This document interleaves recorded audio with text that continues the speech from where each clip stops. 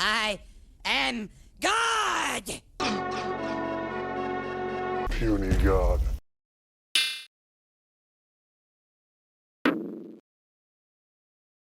I have my big brother Chris to thank for my love of video games. Even if he's always preferred Nintendo to the obviously superior Sega,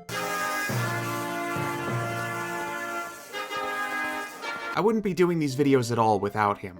So I thought I'd show him some love and talk about a Super Nintendo classic that I would have never tried without his suggestion, Actraiser. And seeing as how we have a modernized remake as well, we might as well make it another Versus video.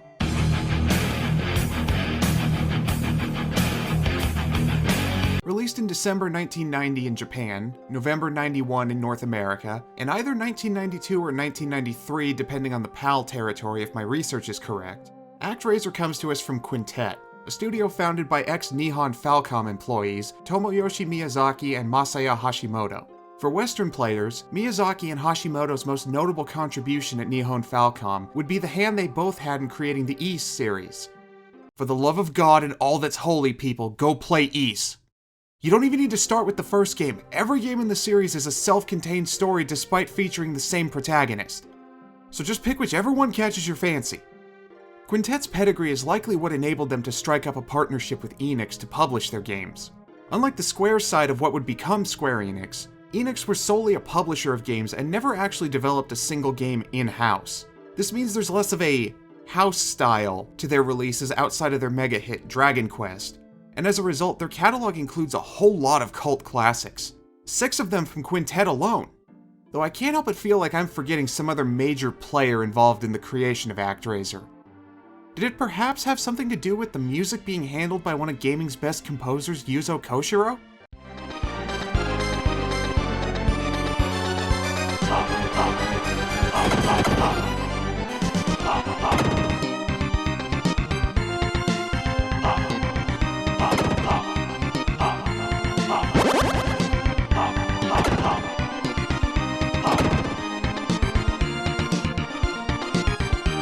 Oh, hell yes!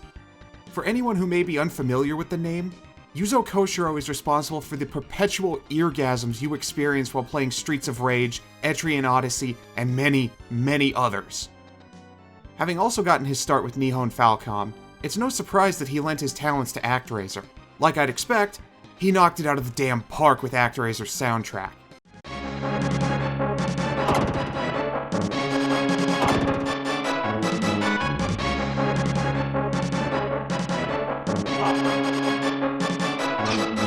But I'm getting ahead of myself. First, I should explain what this game is actually about. Depending on the version, you either play as a generic deity with slight Christian overtones in the Western version, or you play as what's heavily implied to be the Abrahamic God in the Japanese version.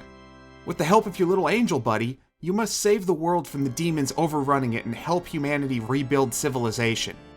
The leader of the demon horde also has a case of the old censorships, going from being literally named Satan to the less likely to piss off the Bible Belt name of Tanzra. There's a reason that Shin Megami Tensei never saw the light of day on this side of the Pacific until Persona on the PS1. It's a big day. We're gonna kill God. Come again? Christian God is real. He's been asleep for thousands of years. We're gonna sneak up there and kill him. Mob style. Back to what you clicked on this video for, gameplay in Actraiser is divided into 2 parts, action and simulation. Action sequences have you taking the fight directly to the demons yourself in side-scrolling platformer action reminiscent of pre-Symphony of the Night Castlevania, complete with irritating knockback.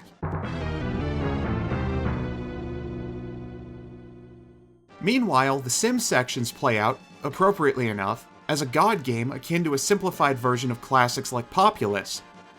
I am good at precisely neither of these types of games, so this should be fun. 12 seconds later. Huh. Actually, it is really fun. I'm terrible at the action sequences like I expected, but I'm still managing to make good progress. Wait, I never do this well with side-scrollers from this era. They made the Western release easier, didn't they?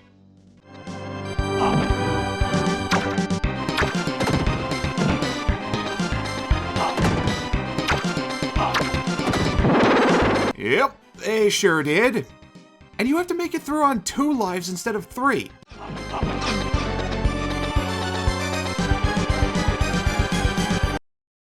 Or not? You get 3 lives to start with in both versions, but the Japanese version does the normal thing of having this number mean extra lives, while the Western version has it be how many lives you have total. Weird change, but okay. Not that it made much difference for how well I did. Man, am I glad I have low self-esteem. Otherwise, letting people see how much I struggled on the first level would be extremely embarrassing. So I think we'll be sticking with the English version for this part. The original English version, that is. For those who do want the added challenge, the fan translation kings at Aeon Genesis did a great job with this translation hack for the Japanese version that I'll be linking in the description. Regardless of difficulty, I'm gonna be honest, I'm not real fond of the way the action sequences control. Basic movement and attacks feel properly responsive, but jumping has so many annoying quirks.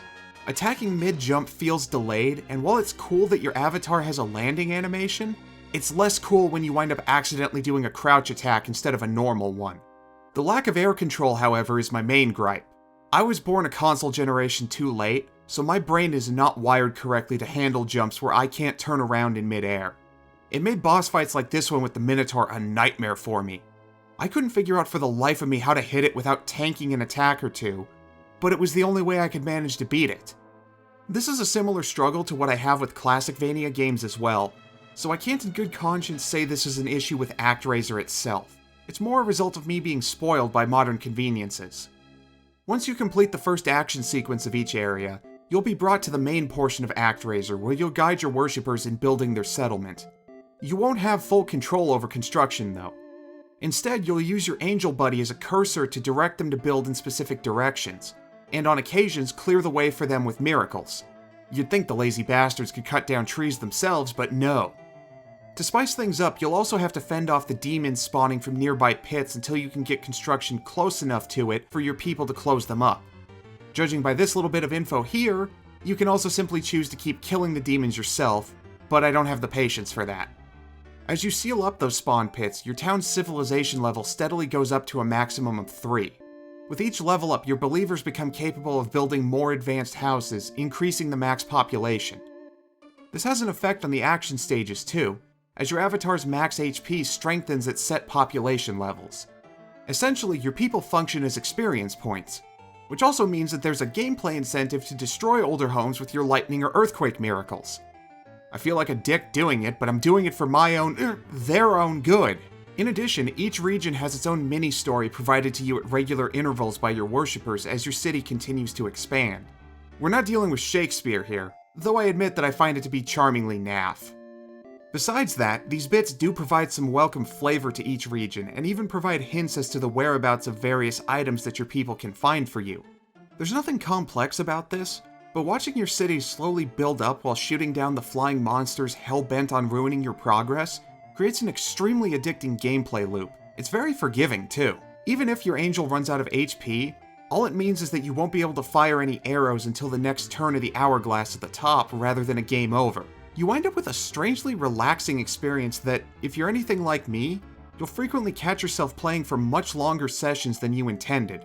Personally, I was planning on slowly going through Actraiser when I had the time, as I still had yet to finish Grandia, but I wound up beating the game in the span of 2 days because I just couldn't put it down. Once you've purged the region of every monster spawner, oh, that's a cool touch of actually changing the aerial view once you've built up the city. Being an early Super Nintendo title, Actraiser isn't gonna blow your mind visually, but that was definitely neat. Anyways, it's back to the action side of things to face off against whichever one of Satanzra's lieutenants is in charge of the region. These boss fights run the gamut from laughably easy to, I have no clue how to beat this bastard without spamming magic attacks. So, you know, typical 16-bit era boss fights. Though the latter example I gave becomes a lot more difficult thanks to the frustrating decision of not returning spent magic scrolls after you die. Frustrated isn't the goddamn word for it! This is bullshit! Good luck dealing with off-brand Shiva here without any magic. Oh, I know you can do it, Dave. Friggin' smartass. Nah, I'm kidding. I don't know any Daves. I just said that to freak out any Dave who might be watching. Pajabbers! Starving the player of magic charges reaches its apex at the end when you have to make it through a whole boss rush before you finally face off with Satanzra. Boss rushes are a pet peeve of mine. Very rarely do I find them fun or entertaining. Most often they feel to me like a cheap way to pad out the game's length and mildly undermine the satisfaction of having beaten those same bosses previously. If a game is going to bring previous bosses back, I'd much rather it be as a stronger version with new attack patterns to throw the complacent player for a loop. As for the magic spells you can use, you'll gain 4 different spells over the course of your playthrough. First is Fire, a bidirectional fireball that's useful enough as a starter spell until you get your next option, Stardust. This insanely overpowered spell rains down little meteorites that can obliterate a boss's health if you time it right. Then there's the next best option, Aura, which has these 4 orbs rotate outward from the player that are capable of damaging the same enemy multiple times. Finally, there's Light. Don't use Light. It may be useful on normal enemies, I don't know for sure because I always saved my charges for the boss battles, and in those, Light is downright useless compared to Stardust or Aura. Okay, I think I covered everything about the gameplay. Now we can talk about Actraiser's music.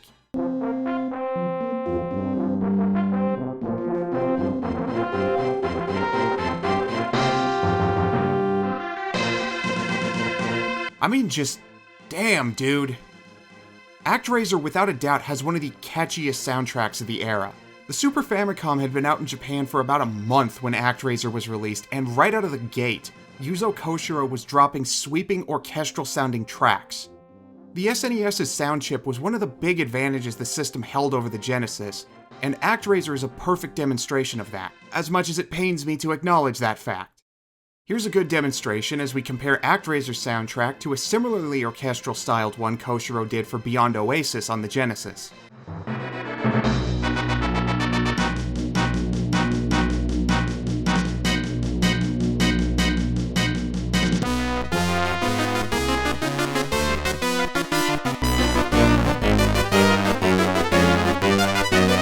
I'm no audio expert by any measure, but even I can tell that Actraiser's music sounds much more crisp and clear. Man, even when Sega wins a console generation, they lose. I feel like I'm doing Actraiser a disservice by not making an hour-long video on this subject, but it's a very straightforward game that only took me about 6 hours to finish. There's only so much I can say about it without going into ponderous detail about every little thing. So I'll go ahead and summarize my thoughts on the game instead.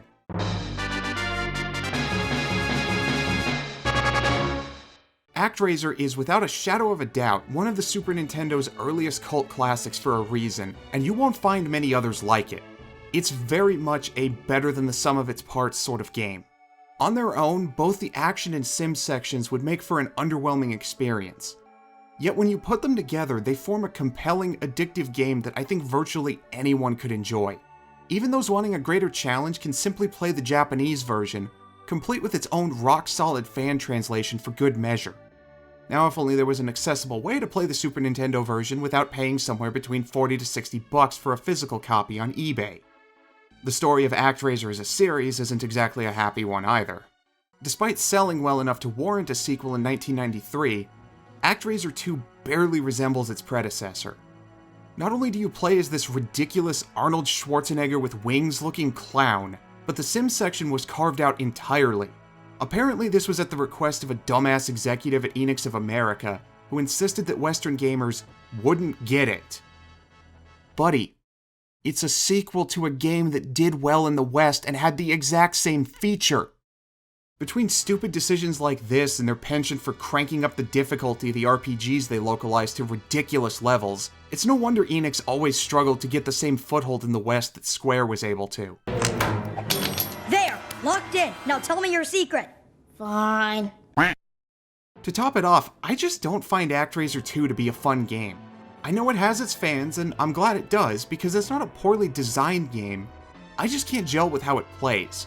While the game is absolutely gorgeous, not to mention that being able to attack in different directions is a welcome change, and how having a shield to block incoming projectiles would be equally welcome if I could get my reflexes to work with me here, but it's the slow trudge you move at, coupled with the unforgiving difficulty and my distaste for having to charge up magic attacks in the same way you charge a spin slash in Zelda, make Actraiser 2 a miserable slog for me. Instead of dwelling on that, let's jump ahead 28 years to 2021 and the release of today's other subject, Actraiser Renaissance. Released in September of 2021 for PS4, Switch, PC, and mobile phones. Oh, that's never a good sign. Actraiser Renaissance comes to us courtesy of Sonic Powered. a developer that, contrary to what their suspiciously familiar logo and color scheme would have you believe, have zero connection to that other studio with Sonic in the name, or the blue hedgehog that made them famous. No, Square Enix would never sully their brand with the creator of such divisive games. Instead, they tapped the company responsible for air traffic chaos to craft this remake of a beloved title. Okay, so that's 2 warning bells sounding now. But hey, not having a great pedigree doesn't guarantee the game will suck, and I think the art style looks pretty nice in this opening bit. It's still Actraiser after all, and My eyes are on fire! Ah! Ah! Ah! how is this in any way acceptable to put on anything besides a phone screen, Square? It looks like I full-screened an emulated DS game. Okay, yeah, no need to bother with the rest of this. The OG Actraiser wins by a country... Huh. The controls are surprisingly tight, and I have a backdash straight out of modern Castlevania. Ooh, I have a 3-hit combo now. Alright, Actraiser Renaissance, I'll bite. Show me that it's what's inside that counts. 3 days later. So, this is a surprisingly fun game if you can get past the cheap, ugly graphics. All the gameplay upgrades to the action stages make them far more pleasant than they are in the original for me. Best of all, air control. Sweet, blessed air control. I can jump more precisely at long last and even turn around in the air. You never know how much you need a certain mechanic until you have to play a game without it. There are plenty of other changes to the action side of things too. Magic now runs off a proper MP gauge instead of requiring you to collect extra scrolls during the sim sections, and can be replenished with pickups you find in these angel statues. Certain hard-to-find statues will even drop a scroll that gives you a permanent plus 10 to your max MP. You actually get some magic back upon death, too. Well, that certainly makes dying to a boss after using up all your magic infinitely less infuriating. The spells you're given have seen some changes as well. Fire no longer shoots out in both directions. Stardust, while still powerful, isn't the insanely OP screen nuke that it was before. Aura now functions closer to what you'd expect from the name, with an electrified aura surrounding the player. And while light still sucks, it sucks a little less than before. Now it hurts everything on screen, which would be more useful if enemies didn't keep moving while you cast it. In addition to the original 4, 2 new spells have been added, Ice and Respite. Ice shoots a wave of icicles across the ground, potentially damaging a grounded enemy multiple times, while Respite is a handy healing spell. I've got to hand it to the devs.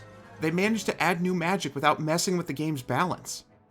I think it gives a better rhythm to progression now too, since this way completing each region unlocks a new spell.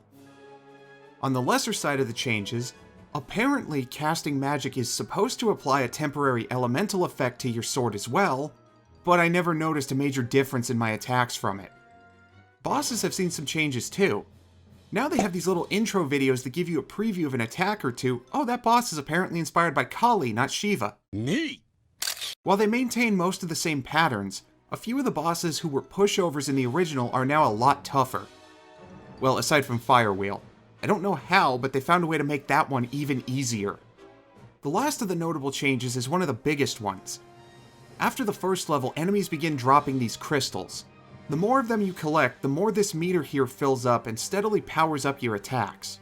A good reason to kill every last bit of the demonic filth in your way. As a bonus, you gain an extra revival when you max it out, bringing you back to life right then and there instead of sending you back to the last checkpoint. Careful though, you're not getting another one if you die a second time.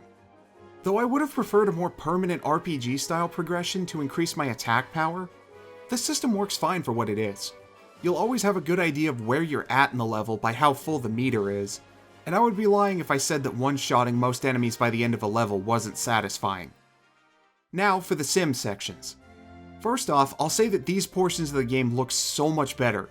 The 2.5D is far less eye-searing here due to the distant camera angle creating less of that rough artifacting around the models. I think it would have been much more aesthetically pleasing if they just stuck to 2D objects completely, but I'll take what I can get with these graphics. The sim sections haven't seen as drastic an overhaul as the action stages, but there are still several noteworthy changes. For one, the Angel's arrows now possess a slight homing capability, and they've been given a charge shot in place of the damage boost and screen clear items that you could use in the original. I never needed either item all too much while playing the SNES version, hence why I didn't mention them before. So this is an improvement in my mind. Next is the change to sealing spawn pits. No longer can you simply build in the direction of a pit until your people seal it up themselves. Now you have to reach a set point in the region's story by completing your worshippers' requests until they've grown confident enough to seal up another one. And instead of sitting by as you watch them seal it, you'll have to finish the job yourself by descending into the belly of the beast and defeating the literal monster spawner. Lastly, we come to the massive expansion of the story and characters. Where in the original, each region's story was confined to a handful of brief dialogues with the same two worshipper sprites, Renaissance expands these into full story arcs where each region has its own unique cultural flair. These stories also introduce a brand new set of characters, heroes of legend destined to aid you in restoring civilization, by functioning as hero units in tower defense segments. Oi, tower defense. I get the need to add more challenge to the Sims sections, seeing as how they were pretty bare bones for 1990, much less 2021. Did that really mean you needed to go the tower defense route, though? Yes. I'm not the biggest fan of the concept to begin with, but I definitely don't enjoy it when they throw in tower defense parts to otherwise unrelated games. Naturally, this just had to be the one part of the gameplay of Renaissance that feels half-assed. On the surface, I can see how this could have worked well. You're already fending off monsters from the air, why wouldn't your believers need to fend them off on the ground? Cities can only be built in a few different ways as well, so you wouldn't need to worry too much about screwing over players who find out too late that they built things right next to a monster spawner. Give the players a few turrets to position, have them set up some barricades along the roads to create choke points where your heroes can finish them off, and boom, you've got a gameplay segment that I would still probably not care for, but could at least acknowledge does its job okay. Instead, they seem to have taken their cues from shitty freemium mobile games.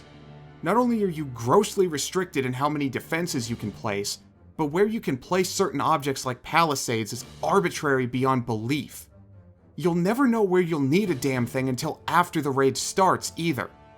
Didn't expect the flying enemies that can only be consistently hurt by these towers you placed in the wrong spot? Start over. Wrongly assumed where on this road the game would let you put a palisade or two? Start over. Summon the magic user before the next wave included nothing but magic-resistant enemies? Too bad. Start over. It says a lot about how much I was enjoying the rest of Renaissance that I pushed through these obnoxious sections seemingly designed by people who have never played a tower defense game in their lives.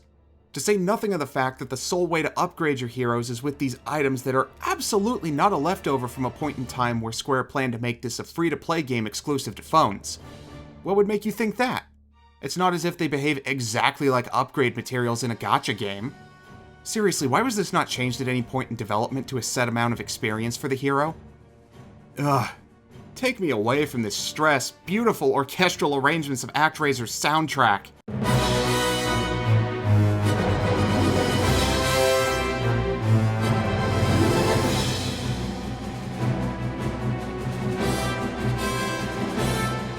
I'm back, bitches! Yuzo Koshiro's back with a vengeance here, and just like with the original Actraiser, his soundtrack is one of the absolute best parts of the whole game. Full orchestration takes what was already one of the best soundtracks of the 16-bit era and elevates it to the level of a high fantasy epic. The expanded story also does what it can to make up for the insipid tower defense parts by making the heroes interesting characters with pretty solid designs. Even your angel buddy is given a personality this time around. Though I don't get why they made the hero of the ancient Egypt-themed area of Cassandra a cowboy.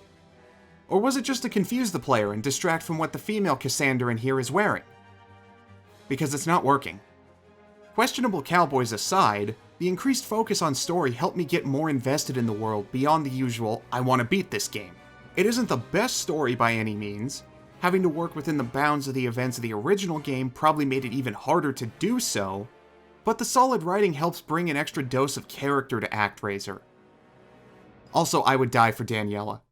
That has no real bearing on anything related to Renaissance's quality, I just wanted to say it.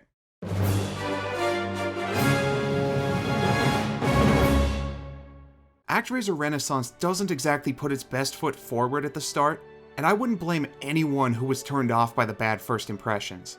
I certainly hesitated on this version for quite a while because of the visuals, particularly in the action sections. Once I got past the underwhelming graphics though, I found that everything else great about Actraiser was still present and even improved in several areas. Personally, combating the forces of evil has graduated from being decent enough to being just as fun for me as the Sims sections. Adding to that is the expanded story and new characters providing a new side to Actraiser that I didn't realize I wanted until Renaissance gave it to me. This would definitely be getting a 100% recommendation were it not for the abysmal tower defense segments. Frustrating trial and error gameplay compounded by poor design choices make these parts of the game a chore to get through. In short, Actraiser Renaissance is a game of high peaks and steep valleys. Because of that, it sits in a sort of limbo state where I can't really say that it's the definitive or superior version of Actraiser, yet it also has enough positives that I can't call it a bad remake. I guess the best way to look at it is that if you're curious to try Renaissance out for yourself after seeing this video, you'll probably enjoy it. And if these negatives sound like deal breakers to you, then stick with the original SNES version, which really should have been included as a bonus unlockable in Renaissance at the very least.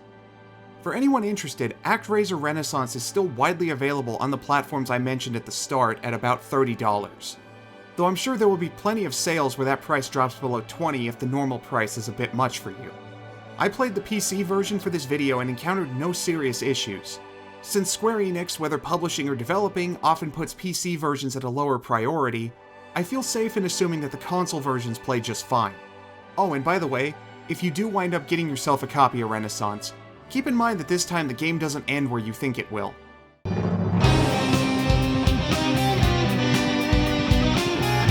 Ooh, an epilogue! That's a new one for me. After Actraiser, Quintet would go on to have a good old time making games for the Super Nintendo with the loosely connected trio of Soul Blazer, Illusion of Gaia, and Terranigma, often referred to as the Gaia trilogy, as well as the lesser-known RPG Robotrek, all of which I hope to cover in the future. Aside from the two Actraiser games Quintet did release, there were also plans for a third entry in the series exclusive to the Sega Saturn. Much to my chagrin, this didn't come to pass. What we got instead was a game known as Solo Crisis, quite possibly one of the most obscure Saturn titles in the West with nary a translation guide in sight. Unless they were fluent in Japanese, only some deranged, Sega-obsessed madman would even bother procuring himself a copy.